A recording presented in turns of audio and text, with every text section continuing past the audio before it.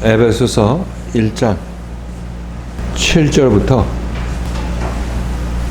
10절까지 7절부터 10절까지 자, 같이 한번 읽겠습니다. 에베소서 1장 7절에서 10절까지 같이 한번 읽겠습니다. 시작.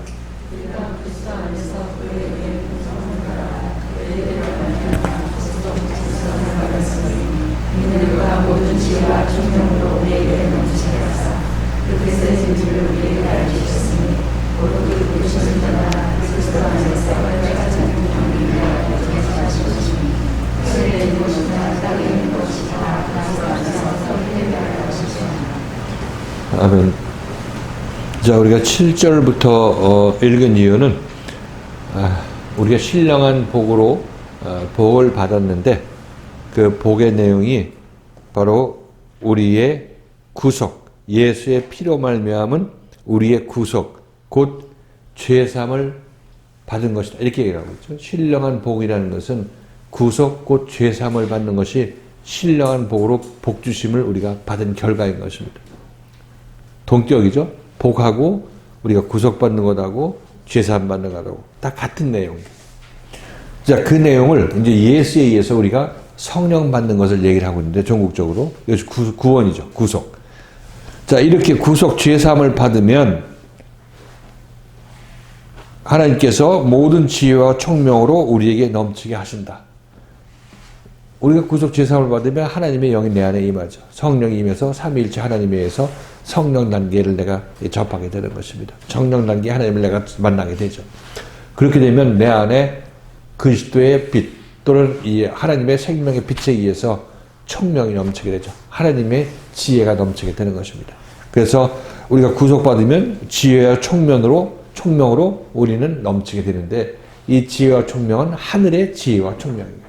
이 땅의 사람이 감당하지 못할 그런 하늘의 지혜와 총명이 우리에게 주어지게 되는 것입니다. 그래서 이거는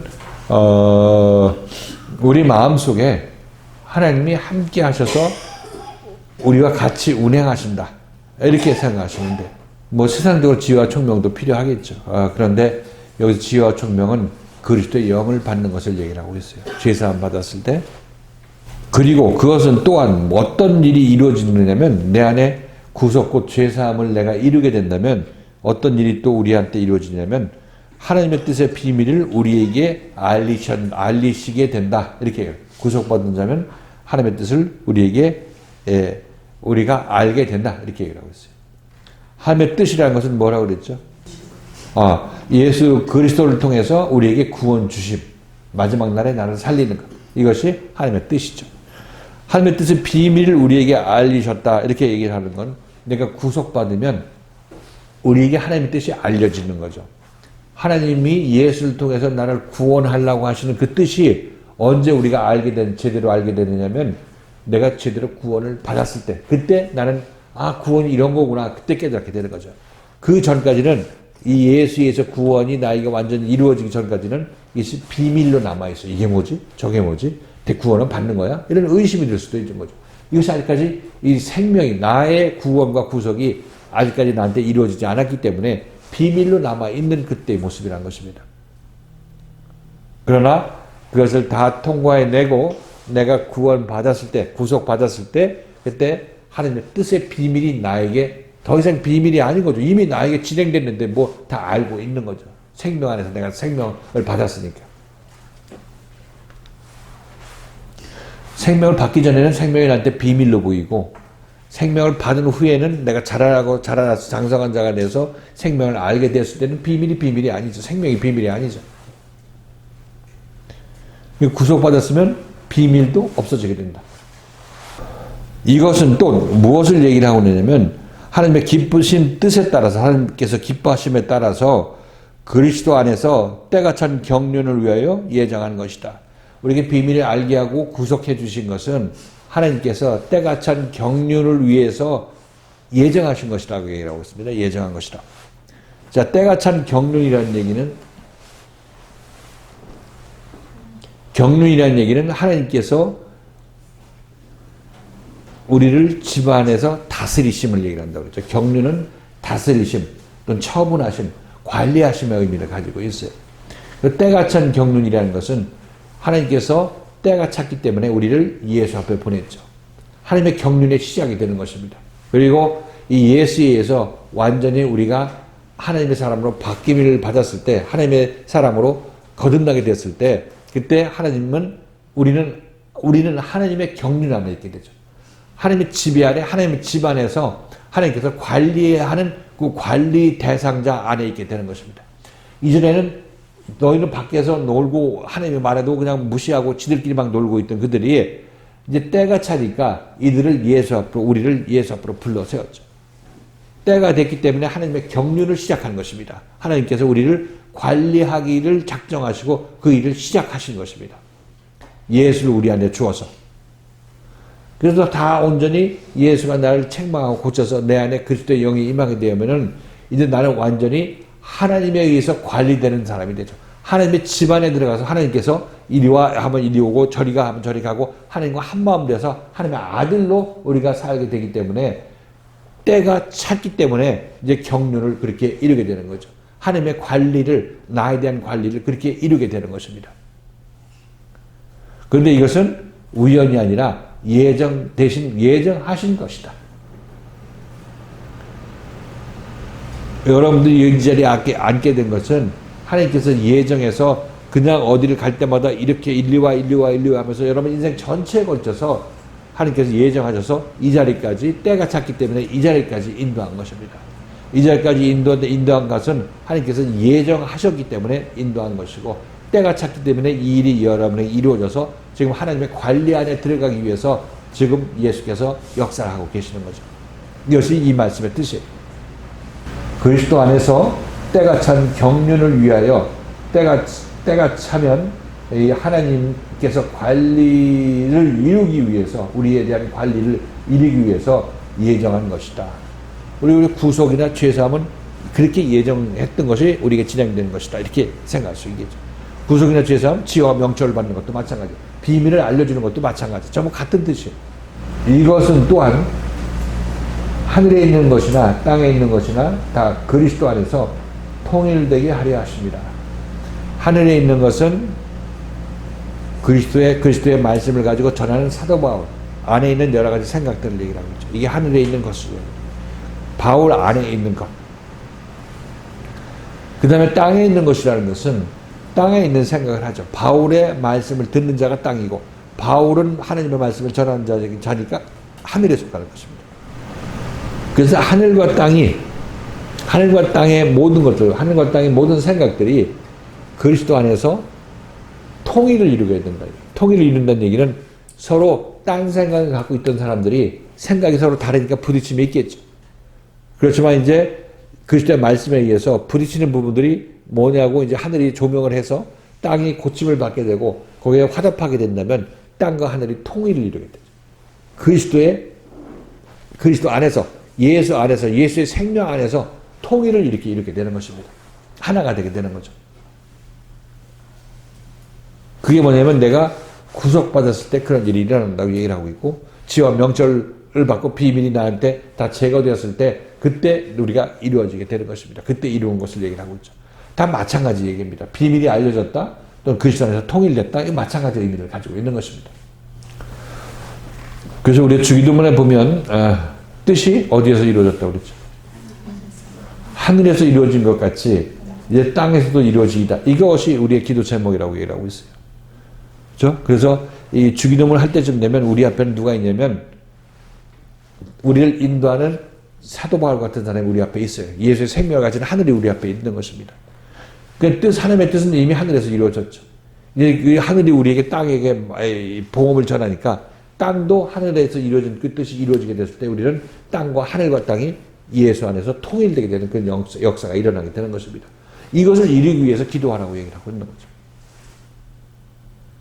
지금 우리로 얘기하게 되면 하늘의 말씀이 여러분에게 전파되고 여기 여러 가지 생각들이 여러분에게 지금 제시가 되고 있죠. 여러분들 이 말씀을 듣고 순박하고 따라 나서게 되면 저와 한 마음이 되겠죠. 제가 조명하고 지적하는 부분을 여러분들이 깨닫고 고침받는 그런 기회를 가지게 되고 그런 체험을 하게 된다면 점차 여러분과 저는 하나로 통일이 이루어지게 되는 것입니다.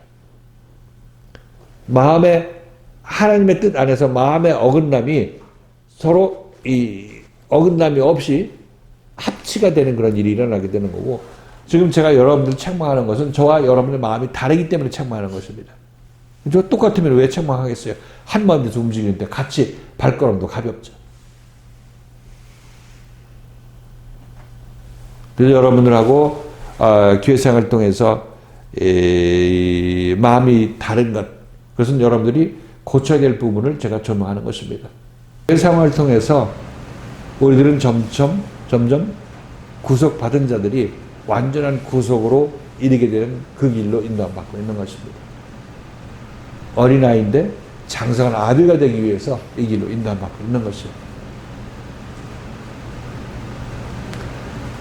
그래서 눈 뜨고 보시고 눈 감고 다니지 마시고, 그리고 관심 가지고 교회 말씀에 신경 쓰고 말씀과 말씀이 어떻게 움직이는지, 교회가 어떻게 움직이는지 신경 곤두세우고 따라 붙으려고 하시라. 제가 이렇게 여러분에게 말씀드립니다. 여기서 모든 지혜가 여러분에게 선포되고 여러분들 모르는 것들에 대해서 알려주는 그런 이 빛의 조명이 있을 것입니다. 그렇게 되면 여러분들 세상 일 때문에 교회 못 나오는 그 시간에 그 세상 일 낑낑대는 일도 하나님께서 어느 사이인지 모르게 풀어지게 해주시는 것이죠. 여러분 인생 전체가 어떻게 지혜롭게 살고 어떻게 복받으며 사는지에 대해서 지금 여기서 하나님께서 여러분들에게 말씀을 하고 계시는 것이에요. 그건 당연히 우리가 하나님 중심적으로 움직여야죠. 우리가 여기서 뭐 교회 관심 안 두고 교회 무슨 일 하든지 아무 상관없고 뭐 억지로 교회 나오고 이렇게 하는 거는, 그건 여러분 그렇게 하고 싶으면 하는데 세상 일도 그렇게 해서 잘 될 일이라고 여러분 기대하지 마세요. 세상 일 때문에 여러분 그런다면 하나님께 의지하고 하나님께 의탁하는 사람들이 하나님의 도움을 받게 되는 거고, 그들이 세상 일도 또 덩달아서 복받으면서 해나갈 수 있다는 사실을 다시 한번 여러분에게 말씀을 드립니다. 교회에 무슨 일 한다 그러면 제일 먼저 앞장서서 나오시고, 또 여기 여러분들이 여러분의 의견으로 뭐 이것저것 불평불만 하지 마시고, 그거 하나님께서 넘어가셔서 그거 뒤로 해놓고 따라 나서다 보면 그것도 같이 해결받는 그런 귀한 역사가 일어나게 되는 것입니다. 우리가 믿는 것은 예수님이시고 하나님이십니다. 그러니까 우리 생각으로, 세상 생각으로 하나님이나 그리스도를 판단해서는 안 되죠. 우리는 그리스도가 나를 판단하게 만들어야 되고 그리스도의 말씀이 나를 조명하게 만들어야지, 내가 그리스도를 조명하겠다고 덤벼들게 되면 그건 주객이 전도되는 것이고 될 일도 안 되게 되는 것입니다. 10절 말씀인데요.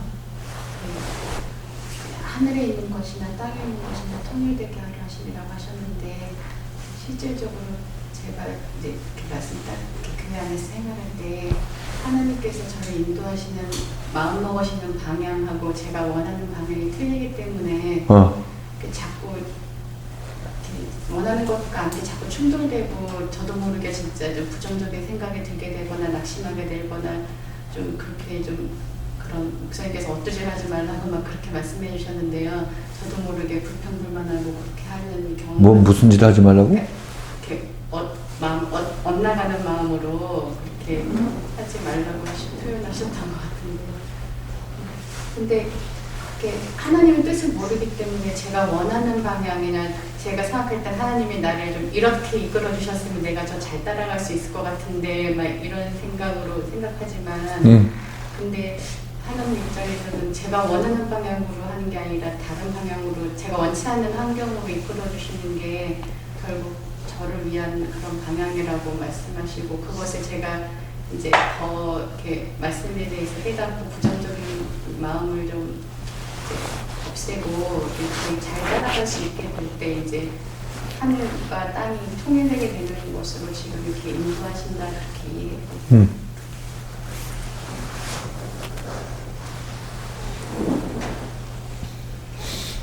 그래서 근본적으로 이제 그 가장 자기 자신이 이제 서로 마음이 충돌이 없으려면 본인이 이제 어떤 말씀 중심적인 생활 또는 교회 중심적인 생활로 생각하면서 뭐 꼭 의무적으로 그런다기보다도 항상 야 이렇지 오늘 예배 있고 내가 뭐 늦기 전에 가야 된다 뭐 이런 생각들이 있으면 그 생각 가지고 늦어더라도 아, 내가 가야 되는 데는 그런 마음고 있으면 어떻게 하든지 빨리 일 끝내고 빨리 오고 싶은 마음이 있을 거 아니겠냐고. 그렇게 움직이면은 충돌이 있을 리가 없지. 세상에 늘어져 있고 세상 일이 바쁘다 보니까 여기도 중요한 일이 있고 저기도 중요한 일이라면 이쪽을 묵살하고 저쪽으로 하게 되면 미리 어떤 조치를 취한다든지 어떻게든지 교회 중심적으로 하는데 거기 내가 미치지 못할 그런 상황이라면 그건 뭐 미리 얘기를 한다든지 주변 사람들 얘기해서 빨리 좀 뭘 해달라고 한다든지 이렇게 조치를 취하고라도 세상에서 좀 늦게 올 수도 있겠지. 그러니까 아무튼 본인이 마음이 억지로 이제 끌려 나오는 마음하고 이렇게 해서 내가 내 영혼이 살려는 그런 교회다 이렇게 생각하고 움직이는 거하고 다른데 그러나 제가 지금 말씀드리는 대로 이렇게 교회 중심 말씀 중심으로 이렇게 자기 삶이 이렇게 정립이 된다면 그런 뭐 갈등 요인이 그렇게 많지는 않을 것 같아요. 더 많은 일들이 그냥 이 생각 안에서 다 수렴이 돼가지고 다 원활하게 하늘과 땅이 통합되는 일들을 할 수 있을 거란 말이죠. 그 부분에 있어서는 다른 이제 내 내면에서 고쳐야 될 부분은 또 조명을 받아야 되겠지만 그렇게 생각합니다.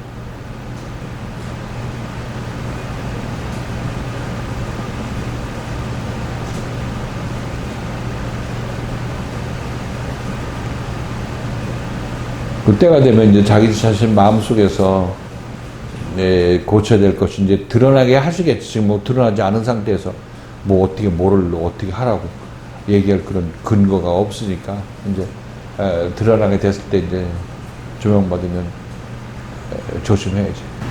그래서 내 안에서 어떤 그런 하나님을 대적하는 그런 마음들이 다 드러내서 다 씻겨내고 그 시절이 지나가야지. 그 씻겨내려가서 그 시절이 지나가게 되면 그만큼 자라나서 그렇게 된 거예요. 그냥 자라나서.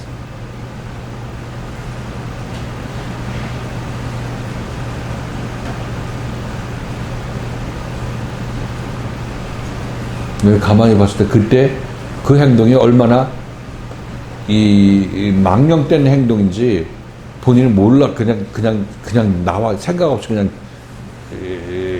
자기 성질이 그러니까 그렇게 나왔지만은 그게 얼마나 망령된 일인지는 그건 잘 생각해요. 지금 자기 자신이 예배 시간에도 또 말씀에 조명을 받았으면 자기가 분명히 잘못해서 회개할 부분이 있어서 조명을 받았는데 뭐 성질부터 내고 나는 앞으로 건들지 말라 이렇게 소리치는 거 아니야. 그렇다고 하나님께서 가만히 있겠어? 더 건드리지. 그런 것들이 이제 그런 것들 요새 없다고 얘기할 까 되면 그만큼 잘하는 거라니까. 그때 그 책망 받고. 그럼 자기가 잘못하고 회개할 부분인데 성질냈고.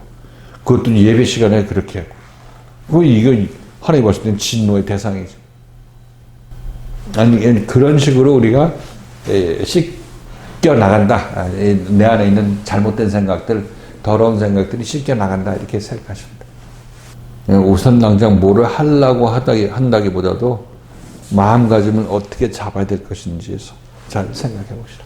그러면 자기 행동 거제 많은 도움을 받을 수 있고 방향이 똑바른데 항상 이 방향을 여기다 두고 몸만 억지로 움직이려고 했으니까 잘 안 움직여졌지만 목표 지점이 딱 이렇게 말씀과 교회 중심, 하나님 중심, 예수 중심으로 이렇게 서게 되면 뭐 세상 일을 하다가도 어느 순간에 어디서 절제해야 되고 어디에 또 우선권을 둬야 되고 하는 것들이 판단이 그때 서잖아요. 그렇게 하다 보면 아 그렇게 하니까 일이 더 잘 풀린다 하는 그런 간증도 하게 돼. 그게 하나님께서 또 그게 보여주시니까.